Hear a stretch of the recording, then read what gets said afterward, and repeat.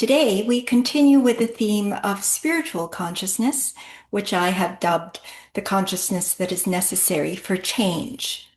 To quote Albert Einstein, once again, we cannot solve problems by using the same kind of thinking we used when we created them. We are currently in a dire state where the existential challenges that we face have come to necessitate the most radical change of thinking if we are to survive. Yet, in the process of making a positive change, we may discover that many other areas of our life improve as well. The nature of spiritual consciousness denotes a state of peace, joy, and love for all humankind, emerging naturally from us because we have finally found the integrated, healthy, and whole state to which we actually belong. This is conceptually almost impossible to explain. Experientially, however, it is recognized as a state from which we came and to which we yearn to return. I have often called this a state of heightened mental health, in which emotional suffering disappears and wellsprings of energy and capacity arise in unexpected ways. This is the opposite of the atomization we spoke of, whereby each individual thinks of oneself as separate from all the others, and our desires, goals, and interests compete with those of others. If oneness is our natural original state, how did we get to where we are? The separation is described in some origin myths, such as the creation of Adam and Eve, the first humans. While Adam and Eve were living in paradise, there was a tree from which they were forbidden to eat the fruit, as the story goes. It was called the Tree of Knowledge. Now, I myself only came to understand why it is called the Tree of Knowledge recently, several years into my being a professor when a divinity student enlightened me. Why is it the Tree of Knowledge? What knowledge did we gain? I asked him during an informal dinner, and the student answered me, it is not the tree of knowledge, but the tree of believing that we have knowledge. With this one sentence, he dissolved for me years of quandary that not even divinity school could dissolve. In other words, believing that we know and splitting and splicing the world as we do, beginning with the duality of good and evil, is the hubris that has continued to this day. By believing that we know or that this knowledge was better, we have let go of a higher knowledge, or the knowledge that unifies. Without this knowledge, we have no way of returning to oneness with our source. This separation alone creates misery, hardship, and such unfathomable suffering as to become, in our day, our collective suicidality. A similar split happened in the great moment of the modern era, when French philosopher René Descartes declared, Je pense donc je suis, or cogito ergo sum, I think therefore I am, and a new scientific age was thought to be born. He began the method of making all inquiry without assumptions, starting with only the premise that one is because one thinks, and then starting from there, using the senses to prove each hypothesis that one accepts as fact.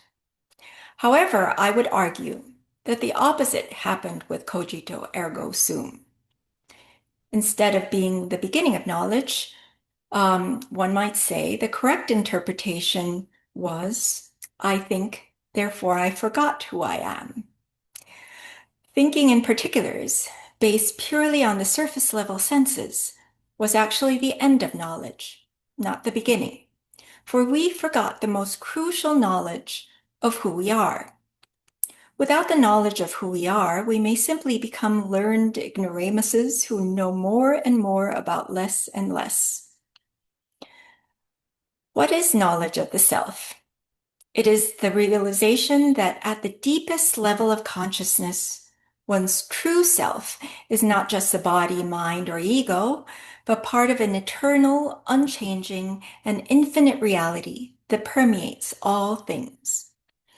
This profound shift in identity frees the self from anxieties, fragilities, and insecurities to experience a stable, boundless, peaceful, and interconnected existence. It is the eye of the hurricane that we've been speaking of. In this state, there is no good and evil, only source awareness and non-awareness. We will return to this concept later, for one may ask, should we not be fighting evil? Indeed, I have, perhaps more than anyone, having specialized in treating violent offenders, emphasized the need to understand criminal personalities for how they are and to set firm boundaries on dangerous behavior, even using hospitalization or incarceration, as I do in my practice. Our next session will cover how we reconcile oneness with these severe interventions, where one actually leads to the other. But for now, we will focus on having the correct understanding so that we can be the most effective. For example, we are much more powerful when we understand that good and evil are not equals of a duality. One is eternal and the other is illusory. One is real and the other only pretends to be real. Ultimately, we will realize that evil does not exist, but is merely the absence of good, and we defeat it best by dissolving it and absorbing it. All things are possible when we are one with the source. And even those who are engaged in the most heinous acts or partaking in the most voluptuary passions are ultimately seeking that source. But only with the real do we experience vitality and bliss. When we are separated, no amount of material goods, worldly achievement, or accolades from others will assuage the lack. No substitute will ever be enough, which is why anger, grievance, and rage accumulate, morphing into desires for revenge against whichever target there may be. As much as one is powerful to be one with the source, one is powerless to be separated from it, and hence will take on guises of power and threats and intimidation and whatever may compensate or overcompensate for that lack. This state is so horrible, one may resort to violence against others, violence against the self, and violence against the species. And violence, and this is what we are now seeing in our current death spiral. The answer is simple, but it cannot be explained conceptually. It must be experienced directly. But many of us have forgotten how. And this is what we're trying to learn for ourselves and for the world, for the sake of our survival.